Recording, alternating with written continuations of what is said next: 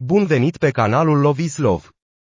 Astăzi vom aborda câteva informații noi care v-ar putea interesa legat de concurenți din Casa Iubirii. Astfel spus, să trecem la subiect. Robert și Mihaela sunt bine la ora actuală, cei doi vor avea momente jucăușe în Casa Iubirii. Le stă foarte bine și ne dorim să ajungă la momentul mult așteptat pentru a se declara cuplu. În ceea ce îi privește pe Laur și Lorena, după momentele urâte expuse pe micile ecrane și anume împăcari, despărțiri și tot așa, cei doi la ora actuală au reușit să se reîmpace și se țin unul după altul, vor avea momente de tachinare, momente copilărești. Astfel, după cele spuse, cei doi au ajuns la sentimente mult mai bune, au vorbit practic și au văzut unde au greșit amândoi.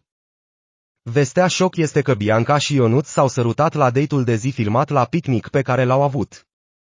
Producția ar dori să ofere încă un date de noapte unui cuplu.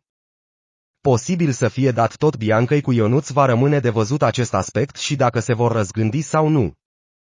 Katinka la momentul de față nu mai este într-o cunoaștere cu nimeni.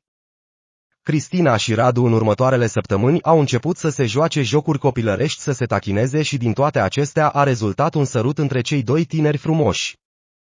George și Larisa și cei doi sunt bine, chiar foarte bine la ora actuală, vor fi și între cei doi mici neînțelegeri și tachinări, dar vor trece peste. Antoni, băiatul cel nou, se ține după Larisa, dar fata nu dorește cunoaștere cu el.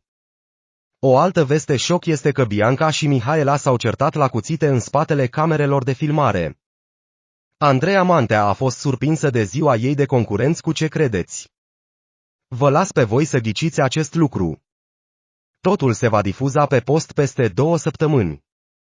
Pentru mai multe informații te invit să te abonezi și să activezi clopoțelul pentru mai multe noutăți. Până data viitoare vă urez toate cele bune.